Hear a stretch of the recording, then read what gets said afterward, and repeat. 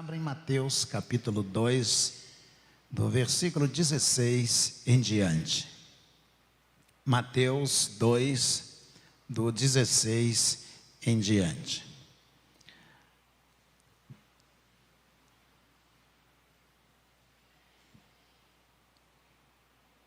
Tem alguns textos bíblicos que, se a gente não mergulhar na história, a gente não consegue entender. E dois deles eu pretendo trazer aos irmãos para que a gente possa entender. Eu estive durante as férias lendo uma obra excelente de um escritor chamado Kenneth Bailey. Ele tem duas obras traduzidas para o português, tem muitas outras em inglês, mas pelo menos duas traduzidas para o português. Para mim é o maior exegeta que eu já li, um exegeta extraordinário. Vamos ler Mateus 2, 16, a partir do 16. Vendo-se iludido pelos magos, Herodes ficou muito furioso e mandou matar todos os meninos de Belém e de todos os seus arredores, de 2 anos para baixo, conforme as informações que havia recebido dos magos a respeito do tempo em que a estrela havia aparecido. Então se cumpriu o que foi dito por meio do profeta Jeremias.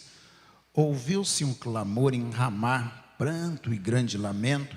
Era Raquel chorando por seus filhos e inconsolável, porque eles já não existem. Vamos orar? Senhor nosso Deus, nosso Pai, nós te agradecemos, ó Deus, porque o Senhor é bom. Te agradecemos, ó Deus, porque embora, ó Deus, tu sempre venhas te valer dos caminhos mais difíceis, o Senhor, ó Deus, também traz os resultados mais extraordinários. Agora, Senhor, coloque essa palavra no nosso coração e influencie, ó Deus, cada um de nós a andar na presença do Senhor. É a nossa oração em nome de Jesus. Amém. Amém. Há 2 textos, pelo menos aqui, que no início de Lucas, que eu tinha dificuldade de entender. Um deles é a matança dos meninos. Parece uma coisa assim, distante, impossível, que um rei ordenasse que seus soldados entrassem nas casas e pegassem todas as crianças com menos de 2 anos de idade e matassem todas estas crianças. E o segundo texto que eu tinha dificuldade para entender é que José, ele fosse se alistar e Maria estivesse grávida de 9 meses, ou seja, prestes a dar à luz, e ele se deslocasse toda essa distância, levando a mulher montada num jumento. Evidentemente, não cabe na cabeça da gente que um marido tenha que fazer uma viagem e coloque a mulher no 9º mês de gestação, de gravidez, para transportar essa mulher a uma distância muito grande. E procurei nas férias agora me aproximar um pouco mais da história, dos fatos, para que pudesse entender ou desvendar alguns textos da Bíblia, a Palavra de Deus, que eu ainda tinha dificuldade de compreendê-los na sua narrativa. Vamos ao primeiro deles, que é este da matança dos meninos de Belém. Os magos, eles vêm e procuram Herodes, conhecido como o Grande. Herodes é o rei designado pelo Império Romano. Otaviano estava em ascensão para se tornar o grande César Augusto, o imperador romano, e é nomeado para aquela região Herodes. E Herodes é conhecido como o Grande por sua perversidade, pela sua capacidade de não conseguir dialogar, mas punir imediatamente, e punir muitas vezes da pior forma possível.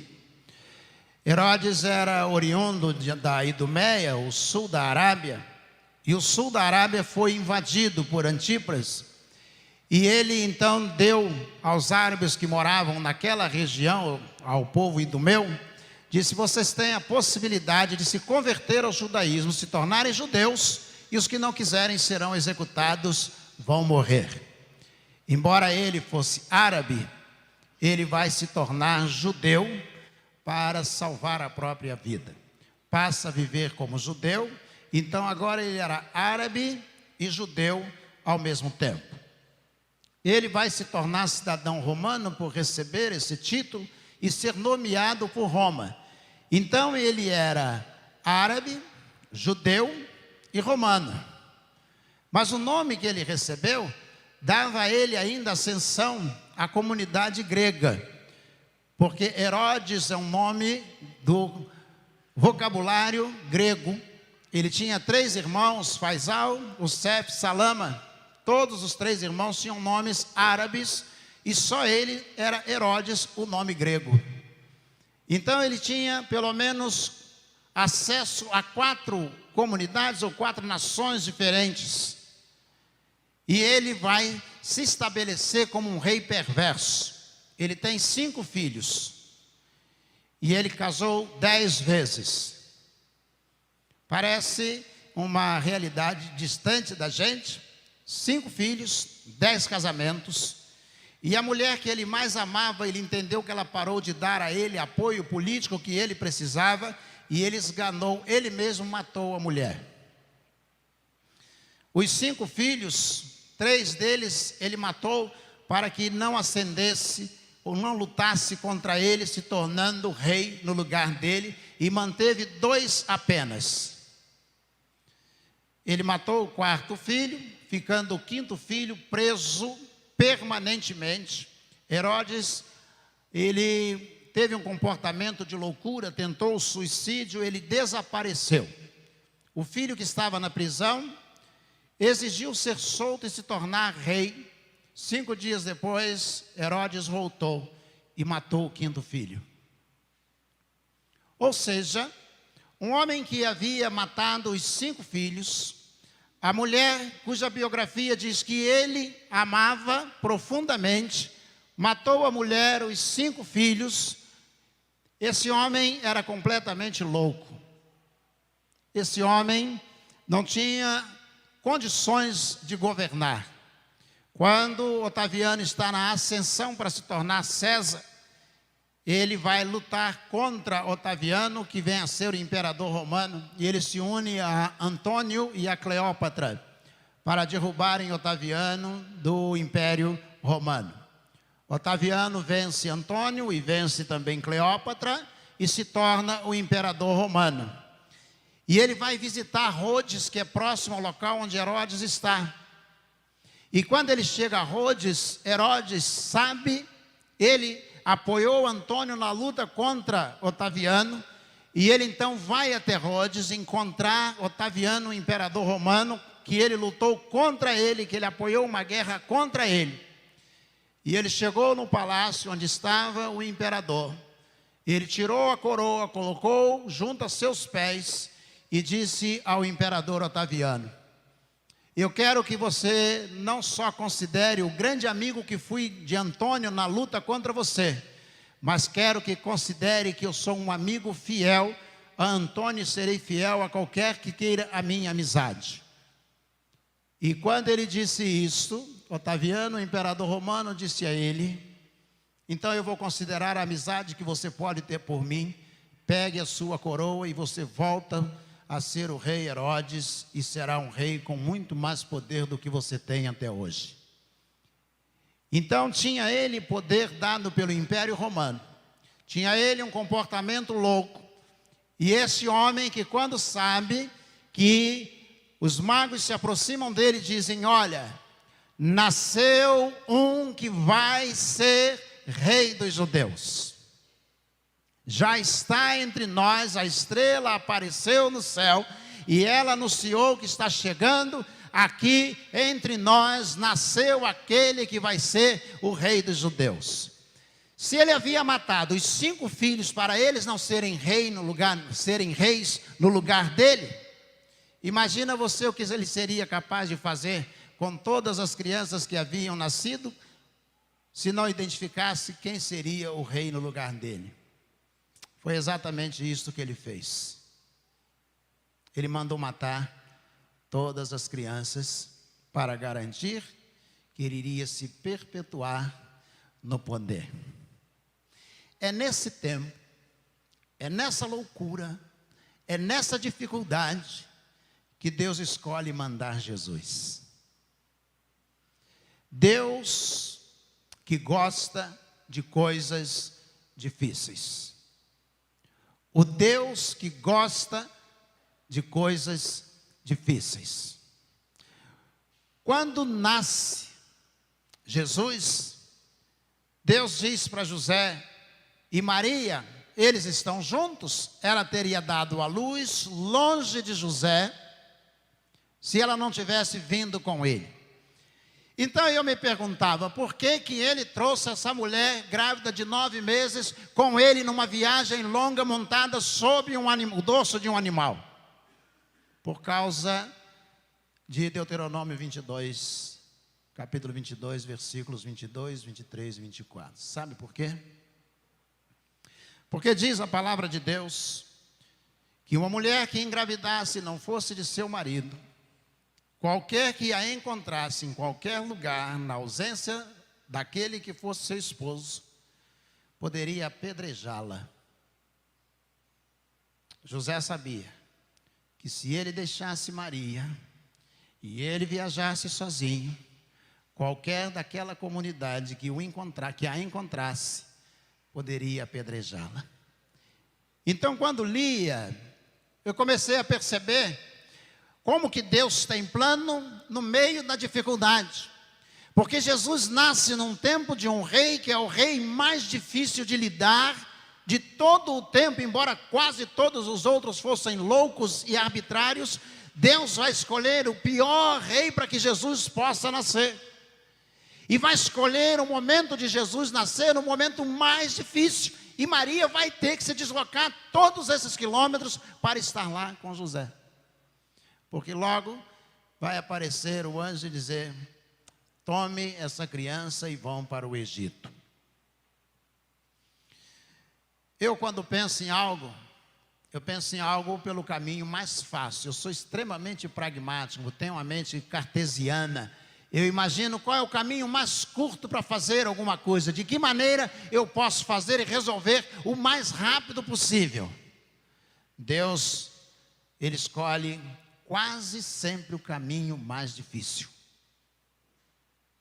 Mas por que Deus escolhe o caminho mais difícil? Porque Ele sabe como lidar com os caminhos mais difíceis. Se você analisar talvez na sua vida, você vai perceber quantas vezes Deus escolheu o que era mais difícil para você, o que era mais difícil para a sua família. Mas Ele não vai deixar de abençoar porque é difícil. Ele não vai deixar de prover porque é difícil. Ele escolhe o caminho mais difícil. Imagina, Deus traz Moisés e diz: coloca agora no cesto. O faraó mandou matar todas as crianças, coloca no cesto. Ele vai descer, vai ser criado lá.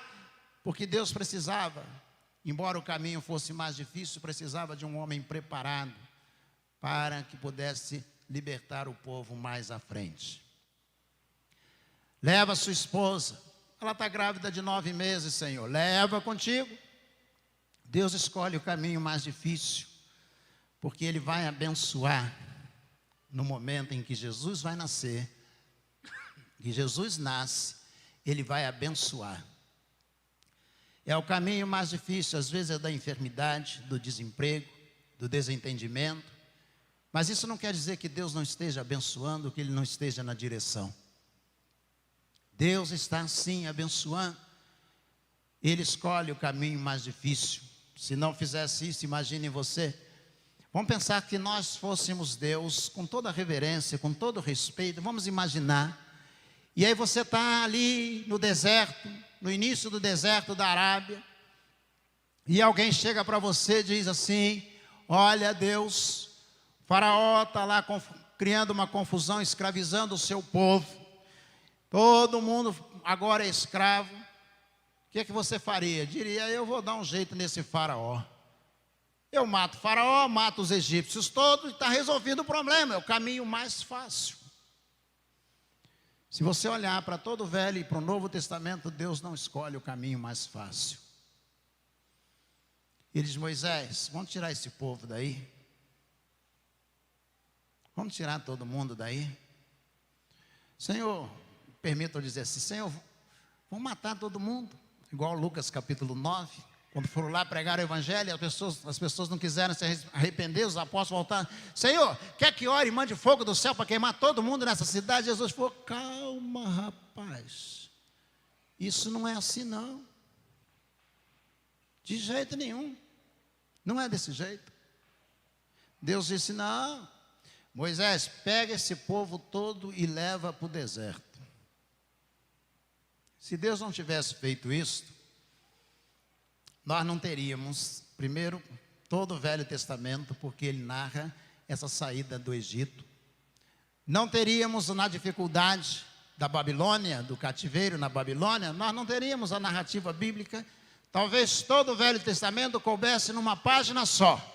E Deus, vendo a dificuldade do povo de Israel, matou todos os egípcios. Não há mais história.